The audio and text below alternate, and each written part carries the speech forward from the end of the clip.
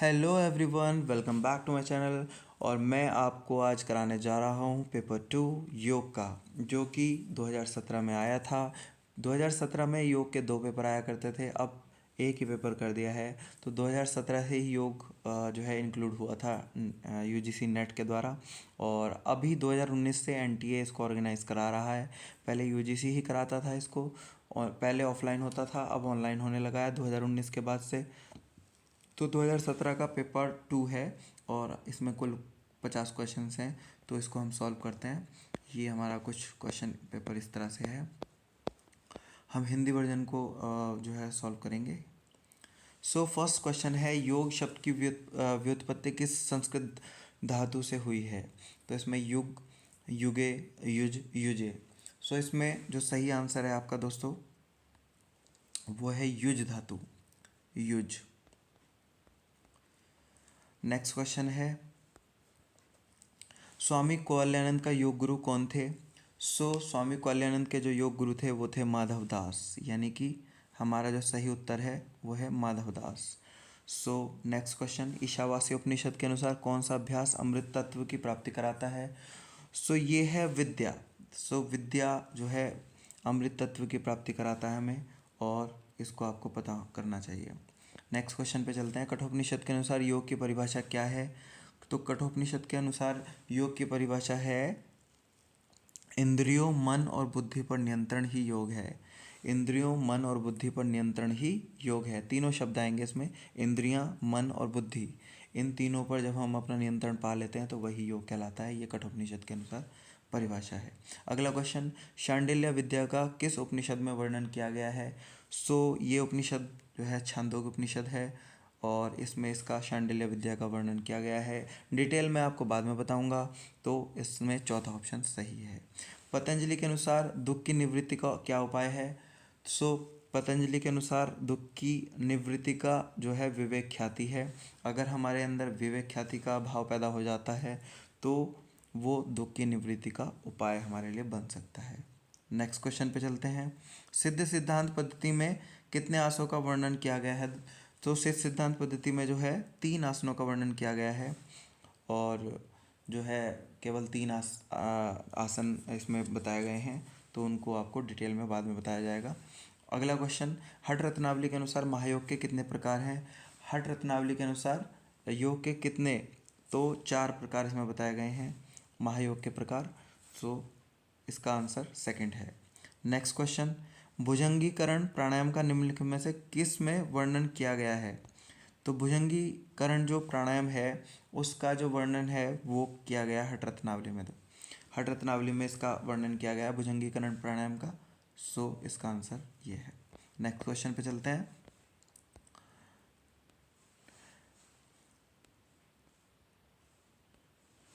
निम्नलिखित में से किस सिद्ध सिद्धांत पद्धति में किन चक्रों का उल्लेख किया गया है? तो सिद्ध सिद्धांत पद्धति में केवल 2 चक्रों का जो है वर्णन किया गया है, तालु चक्र और आकाश चक्र। इनमें जो ऑप्शंस हैं, सूर्य चक्र इसमें नहीं है, सूर्य चक्र नहीं है, तालु चक्र इसमें है, आकाश चक्र इसमें है, सहस्त्रार चक्र इसमें नहीं है। इसका करेक्ट आंसर है सेकंड ऑप्शन। सेकंड ऑप्शन यानी सेकंड और थर्ड। नेक्स्ट क्वेश्चन पे चलते हैं हम लोग। मानव शरीर में सबसे बड़ी ग्रंथि कौन सी कहलाती है? मानव शरीर में सबसे बड़ी ग्रंथि लीवर कहलाती है दोस्तों, और इसका correct answer liver. Next question, 12th question, pernicious anaemia निम्नलिखित में से डैश विटामिन की कमी से होता है? इसका करेक्ट आंसर है साइनोकोबालामीन। इसका जो करेक्ट आंसर है साइनोकोबालामीन। नेक्स्ट क्वेश्चन पे चलते हैं। आयुर्वेद के किस आचार्य के अनुसार समदोषा, समाग्निश्च, समधातु, मलक क्रिया स्वस्थ के विशिष्ट लक्षण है? ये आयुर्वेद में जो है स्वास्थ्य की परिभाषा बताई गई है, और इसके जो करेक्ट आंसर है वो हैं आचार्य सुश्रुत। ये सुश्रुत के अनुसार जो है बताई गई है। इसको सेकंड आंसर करेक्ट है इसमें। आचार्य सुश्रुत ने कहा है कि समदोषा, समाग्निश, समधातु, मलक क्रिया प्रसन्नात्मेन्द्रिय मनः स्वस्थ इति विधीयते। इस तरह से करके इसकी स्वास्थ्य की परिभाषा इसमें बताई गई है। अगले क्वेश्चन पे चलते हैं। 14 क्वेश्चन, क्रैशमर द्वारा व्यक्तित्व का कौन सा प्रकार वर्णित किया गया है? क्रैशमर ने जो है पिकनिक प्रकार के व्यक्तियों को वर्णन किया है। सो क्रैशमर ने जो है पिकनिक प्रकार के व्यक्तियों का वर्णन किया है इसमें। नेक्स्ट क्वेश्चन पे चलते हैं। कपालभाति अभ्यास का मुख्य चिकित्सा लाभ क्या होता है? सो कपालभाति जो है अगर हम करते हैं तो कफ संबंधी विकार इसमें दूर हो जाते हैं। सो इसका करेक्ट आंसर है ऑप्शन नंबर 1। कफ संबंधी हमारे वात पित्त कफ 3 प्रकार के जो रोग हैं वो हमारे आयुर्वेद के अंदर बताए गए हैं और इन्हीं के अनुसार हमारी चिकित्सा पद्धति आगे चलती है। सो इसमें कफ संबंधी विकारों को दूर करने के लिए बताया गया है। अगला क्वेश्चन 16वां क्वेश्चन, हठ प्रदीपिका के अनुसार कुंभक को प्राणायाम हठ प्रदीपिका के अंदर कहा गया है। कुंभक प्राणायाम के अभ्यास हेतु कौन सा समय उचित बताया है? सो इसमें 4 समय इसमें बताए हैं, प्रातःकाल, मध्य दिन, सायं और अर्धरात्रि। इसमें ऑप्शन 4 सही है। 4 समय प्राणायाम करने का इसमें बताया गया है। तो हठ प्रदीपिका में जो है 8 कुंभक का वर्णन किया गया है। अगले क्वेश्चन पे चलते हैं। 17 क्वेश्चन, योग कक्षा आमतौर पर किसके साथ प्रारंभ की जाती है? सो योग जो कक्षा कभी भी जब प्रारंभ की जाती है तो हमेशा प्रार्थना के साथ शुरू की जाती है। सो ऑप्शन नंबर 1 इसमें करेक्ट है। नेक्स्ट क्वेश्चन पे चलते हैं। नेक्स्ट क्वेश्चन है 18वां क्वेश्चन और इसका जो आइए चलते हैं 18वें क्वेश्चन पे। वेदांत के विख्यात आचार्यत्रय कौन है? वेदांत के आचार्यत्रय इसमें शंकर, नारद, रामानुज और माधव। सो 18वें का जो सही आंसर है वो है 1, 2 और 4, यानी कि शंकर जी हैं और नारद जी हैं और माधव जी हैं। रामानुज जी को नहीं बताया गया है। सो इसका करेक्ट आंसर है 1, 3 एंड 4। 1, 3 एंड 4 नारद जी को इसमें नहीं बताया गया है, रामानुज जी को बताया गया है दोस्तों। और शंकर जी हैं, रामानुज जी हैं और मध्वाचार्य हैं। नारद जी को इसमें वर्णन नहीं है। सो अगर आपका एक ऑप्शन गलत हो जाता है तो आपका ऑटोमेटिकली सही हो जाएगा। नेक्स्ट क्वेश्चन पे चलते हैं। 19वें क्वेश्चन पे, योग वशिष्ठ के अनुसार मोक्ष की प्राप्ति के क्या स्तंभ हैं? सो इसमें जो सही उत्तर है मोक्ष की प्राप्ति के लिए संतोष और विचार को इसमें बताया गया है। संतोष बिल्कुल सही उत्तर है, विचार एकदम सही उत्तर है, वैराग्य इसमें नहीं है, विवेक इसमें नहीं है। सो योग वशिष्ठ के अनुसार मोक्ष की प्राप्ति के 2 उपाय हैं, संतोष और विचार। संतोष और विचार जो है इसका मतलब ऑप्शन नंबर 1 एकदम हमारा सही है। अगले क्वेश्चन पे चलते हैं। अगला क्वेश्चन 20वां क्वेश्चन है हमारा। तो इसमें चित्त भूमि के अंतर्गत निम्नलिखित शामिल हैं। सो चित्त की भूमियाँ आपको पता है जो हमारी कौन कौन सी होती हैं। सो इसमें मूढ़ हमारी होती है, विकल्प इसमें हमारी जो है नहीं होती, विक्षिप्त इसमें हमारी होती है, निरुद्ध इसमें हमारी होती है। सो मूढ़, क्षिप्त, विक्षिप्त, एकाग्र और निरुद्ध इसमें विकल्प जो है नहीं होती है। सो इसका जो सही आंसर है ये 1 है, यानी कि 1, 3 एंड 4। नेक्स्ट क्वेश्चन पे चलते हैं। नेक्स्ट क्वेश्चन है हमारा, पातंजल योग सूत्र के अनुसार निम्न में से कौन से प्राणायाम के प्रकार हैं? सो स्तंभ वृत्ति प्राणायाम, सहित प्राणायाम, बाह्य अभ्यंतर विषाक्षेपी प्राणायाम, केवली प्राणायाम। सो इसमें जो है 1 और 3 का वर्णन किया गया है, यानी स्तंभ वृत्ति प्राणायाम माना जाता है, सहित प्राणायाम इसमें नहीं बताया गया है और बाह्य अभ्यंतर इसमें बताया गया है और केवल इसमें नहीं बताया गया है। सो इसमें ये सही है, ये गलत है, ये सही है और ये गलत है। सो इसके अकॉर्डिंग हमारा जो आंसर है वो है third option. So third option is correct answer. Next question पे चलते हैं हम लोग। पतंजलि के अनुसार क्रिया योग के अभ्यास के उद्देश्य क्या बताए गए हैं? सो पतंजलि के अनुसार क्रिया योग के जो है जो इसके वो बताए गए हैं वो हैं विवेक ख्याति नहीं बताया गया है, विवेक ख्याति इसमें नहीं है, समाधि भाव इसमें बताया गया है, कैवल्य इसमें नहीं बताया गया है और क्लेश तनुकरण इसमें बताया गया है। यानी करेक्ट आंसर है समाधि भाव और क्लेश तनुकरण।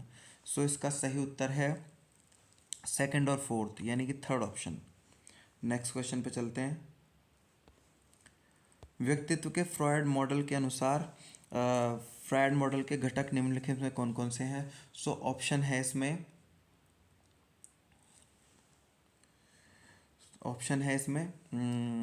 स्व, अहम, परअहम, इदम। सो इसके जो सही आंसर है वो हैं स्व इसमें नहीं बताया गया है, अहम इसमें बताया गया है, परअहम इसमें बताया गया है और इदम इसमें बताया गया है। सो 23वें का जो सही उत्तर है वो है सेकंड, थर्ड एंड फोर्थ। इसमें स्व को नहीं बताया गया है फ्रॉयड मॉडल के अनुसार। सो करेक्ट आंसर है फोर्थ, सेकंड और थर्ड, यानी कि सेकंड ऑप्शन। नेक्स्ट क्वेश्चन पे चलते हैं। हठ प्रदीपिका के अनुसार निम्नलिखित में से किनको पथ्य आहार इसमें बताया गया है। पथ्य आहार जिसे हम ले सकते हैं, यानी कि 24 वे में शुंठी शुंठी शुंठी को हम ले सकते हैं, और यवक को इसमें नहीं ले सकते, पटोल इसमें ले सकते हैं, और माश इसमें नहीं ले सकते। सो इसका जो करेक्ट आंसर है वो थर्ड ऑप्शन है, यानी कि थर्ड ऑप्शन इसका करेक्ट आंसर है, और ये आपका सही है। नेक्स्ट क्वेश्चन पे चलते हैं। निम्नलिखित में कौन केंद्रीय तंत्रिका तंत्र के दो मुख्य भाग बताए गए हैं। सो इसमें जो करेक्ट आंसर है वो है मेरुरज्जु, बिल्कुल सही है। मस्तिष्क एकदम बिल्कुल सही है। अनुकंपी तंत्र इसमें नहीं है, परानुकंपी तंत्र इसमें नहीं है।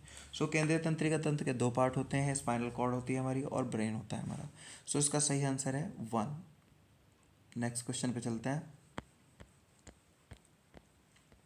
उच्च रक्तचाप के कौन कौन से जोखिमी कारक हैं। सो उच्च रक्तचाप के कौन कौन से जोखिमी कारक कौन कौन से हैं। मोटापा इसमें बिल्कुल सही आंसर है, मोटापा इसमें बताया गया है, मोटापा इसमें बताया गया है।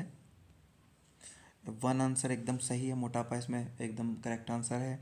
और तनाव भी इसमें एकदम करेक्ट फैक्टर है, इससे भी तनाव करने से भी हमारा हाई बीपी बढ़ता है। टहलना इसमें बिल्कुल सही नहीं है, टहलने से उच्च रक्तचाप पर बहुत ज़्यादा जो है नुकसान नहीं होता है। और धूम्रपान इसमें बिल्कुल सही है, यानी कि 1, 2 एंड फोर्थ, 1, 2 एंड फोर्थ के हिसाब से फोर्थ ऑप्शन इज करेक्ट। सो इसका आंसर फोर्थ है। नेक्स्ट क्वेश्चन पे चलते हैं हम लोग। वायु विवर शोध साइनोसाइटिस के प्रबंधन के सर्वाधिक महत्वपूर्ण योगाभ्यास कौन सा है। नंबर 1 ऑप्शन नीति क्रिया, और नंबर 2 कपालभाति, और नंबर 3 अर्धचक्रासन, और नंबर 4 मयूरासन।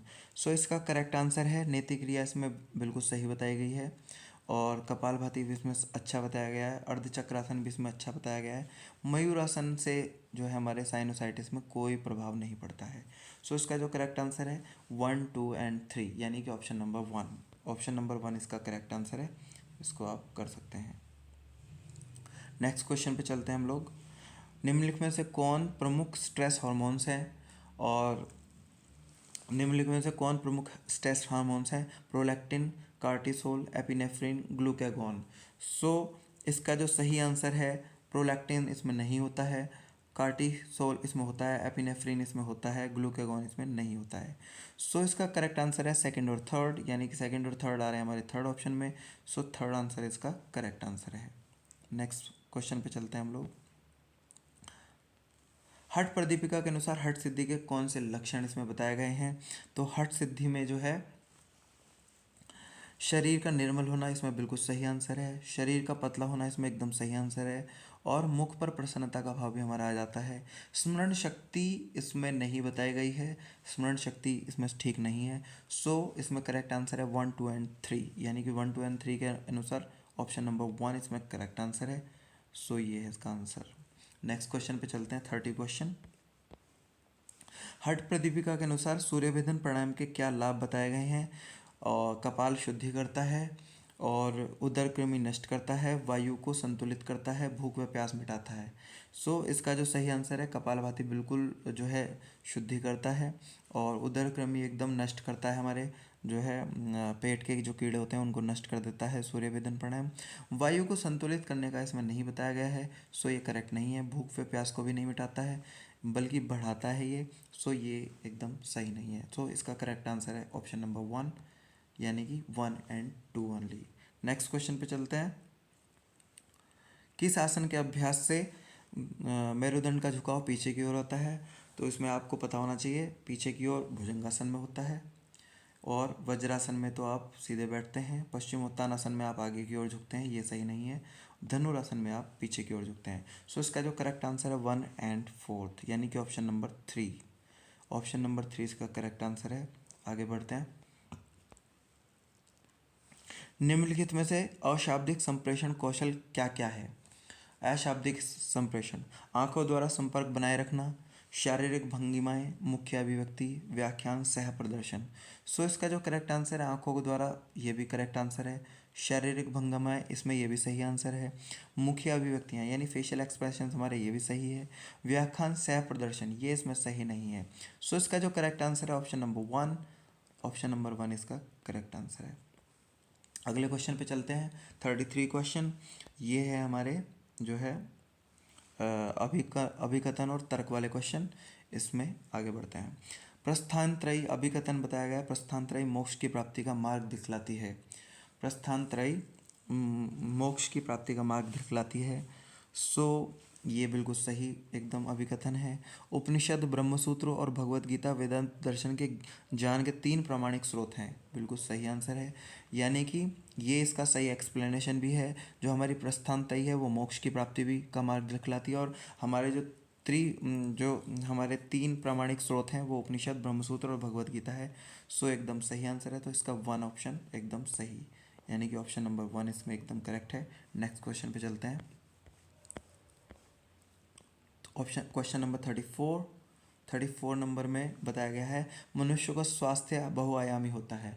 मनुष्य का स्वास्थ्य बहुआयामी होता है, बिल्कुल सही बात है।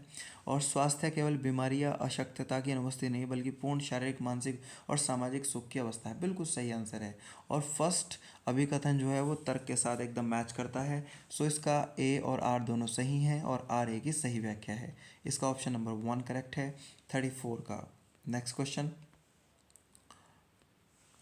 क्वेश्चन है पश्चिमोत्तानासन गृद्धसी में निषिद्ध है। और गृद्धसी मतलब जो है इसका जो करेक्ट आंसर है वो है 1, यानी कि अभिकथन भी इसका सही है और जो इसका तर्क है वो भी एकदम सही है। और इसमें ए और आर दोनों सही हैं, आर ए की सही व्याख्या है।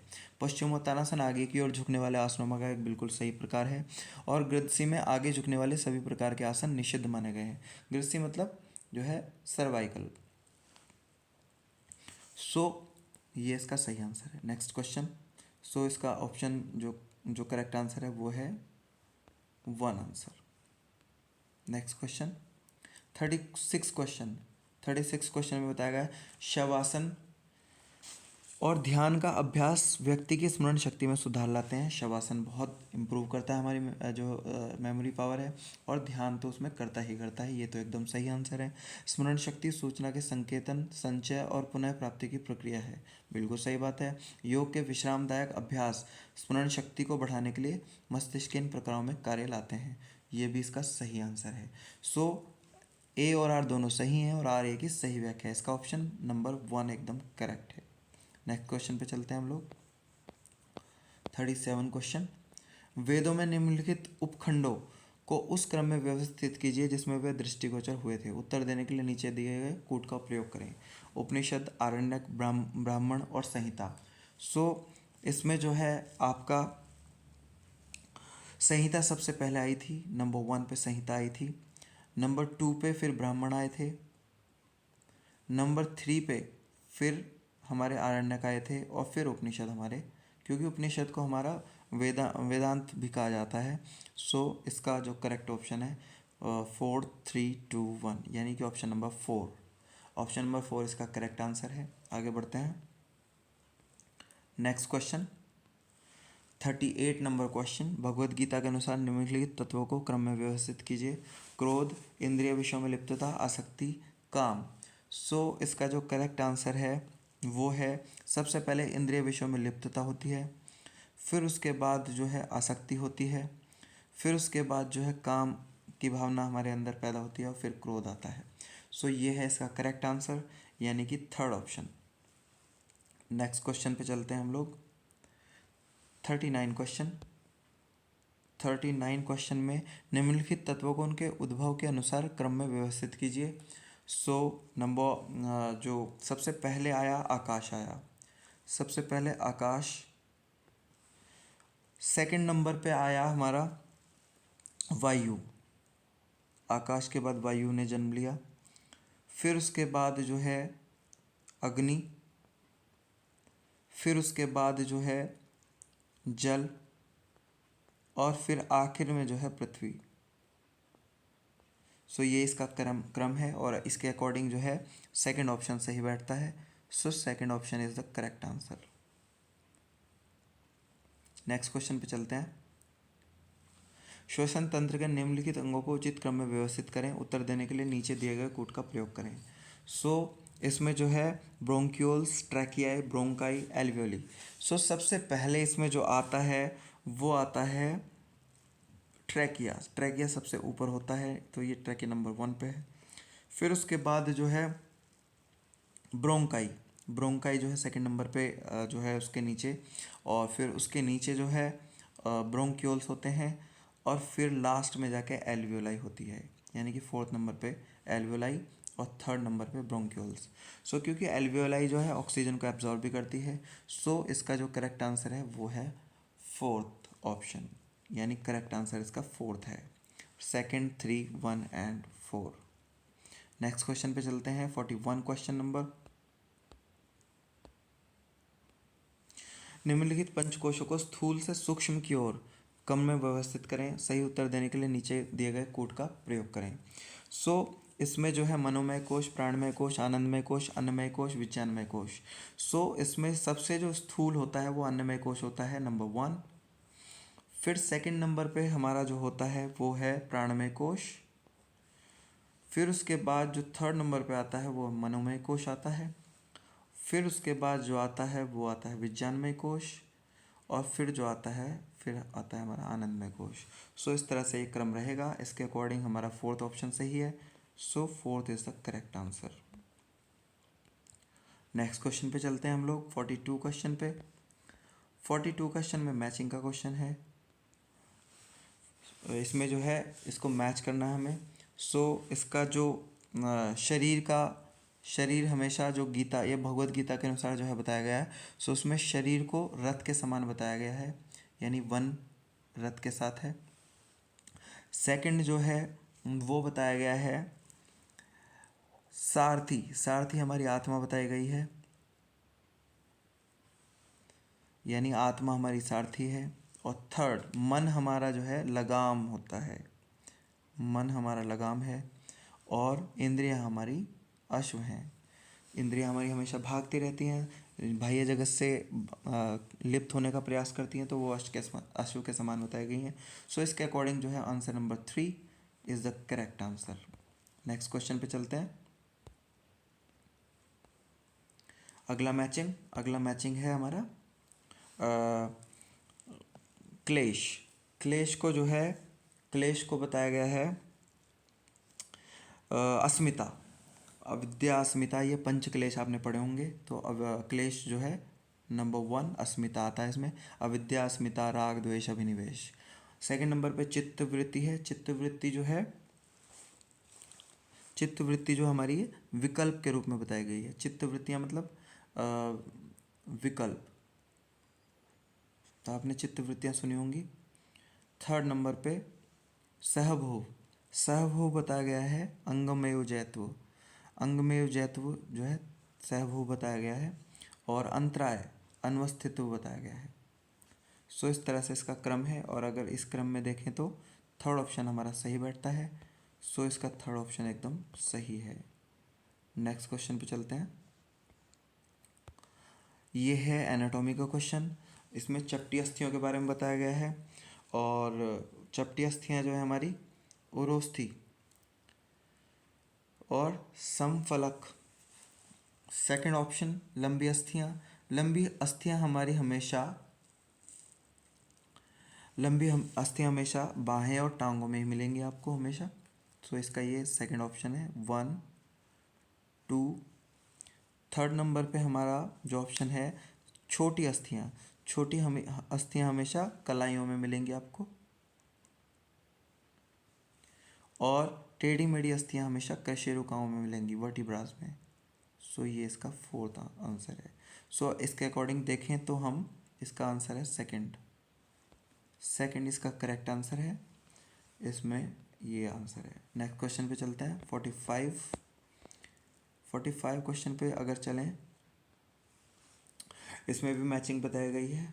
मैचिंग में देखें तो स्त्यान, स्त्यान हमेशा इच्छा का न होना बताया गया है। सेकंड, अविरति, अविरति को जो है विश्व में तृप्ति बने रहना, ये बताया गया है और ये अच्छी बात है। अलब्ध भूमिकत्व, थर्ड नंबर, सो इसमें समाधि भूमि की प्राप्ति में असमर्थता हो जाती है हमारी। और फोर्थ है हमारा अनवस्थित्व, अनवस्थित्व का मतलब जब भी आप चित्त को लगाने का प्रयास करते हैं उसमें असमर्थता रहती है और उसमें जो है आपका वो हो जाता है। सो इस तरह से हमारा second option is correct answer, second एकदम करेक्ट आंसर है। नेक्स्ट क्वेश्चन 46, इसमें जो है इसमें हमारा गद्यांश दिया गया है, इसके उत्तर हमें देने हैं। सो 46 में जो है अगर आप इसको पढ़ेंगे तो आगे बढ़ते हैं। 46 क्वेश्चन में नासिका मार्ग की जो सफाई है वो षटकर्म प्रक्रिया है। इसमें जो इसका करेक्ट आंसर है वो है नेति, नासिका मार्ग की सफाई नेति के द्वारा ही होती है। नेक्स्ट क्वेश्चन, षटकर्मों के अभ्यास की सलाह किसको दी जाती है? सो षटकर्म के अभ्यास की जो केवल आसन और प्राणायाम से पहले की जाती है, आसन और प्राणायाम से इसको पहले करना चाहिए, ये इसका करेक्ट आंसर है। नेक्स्ट क्वेश्चन पे चलते हैं 48, कब्ज से पीड़ित मरीजों के लिए लाभदायक षटकर्म कौन सा होता है? सो भाई कब्ज से पीड़ित के लिए एक तो नौली क्रिया अच्छी मानी जाती है और बस्ती क्रिया अच्छी मानी जाती है। इसमें दोनों चीज़ें एकदम सही हैं, बस्ती और नौली, इनको आप कर सकते हैं और ये इसका करेक्ट आंसर है थर्ड ऑप्शन। नेति क्रिया के दो मुख्य प्रकार कौन कौन से हैं? ये तो बहुत जनरल क्वेश्चन है, जल नेति और सूत्र नेति इसका करेक्ट आंसर है। दो ही प्रकार हैं, सूत्र नेति में भी एक रबड़, जल नेति और सूत्र नेति, सूत्र नेति में भी एक रबड़ होती है और एक सूत्र होती है, तो इस तरह से करके दो ही प्रकार इसमें बताए गए हैं। नेक्स्ट लास्ट क्वेश्चन, इसमें आंखों को झपकाए बिना किसी बिंदु या वस्तु को एकटक देखने को क्या कहा जाता है? सो जब भी हम किसी इस प्रक्रिया को करते हैं तो ये त्राटक के तहत आती है और त्राटक के अंदर हम इसमें एक जो हमारी लॉ होती है उसमें इसको जो है एकटक देखते रहते हैं। सो ये था हमारा जो है पूरा क्वेश्चन पेपर और होप करता हूँ कि आपको ये जो है सारा क्वेश्चन पेपर समझ आया होगा। ये था पेपर 1 2017 योग का पेपर। सो इस तरह से करके दोस्तों मिलते हैं अगले किसी एपिसोड में अपना किसी जो है नेक्स्ट क्वेश्चन पेपर के साथ। तब तक के लिए गुड बाय, जय हिंद, जय भारत।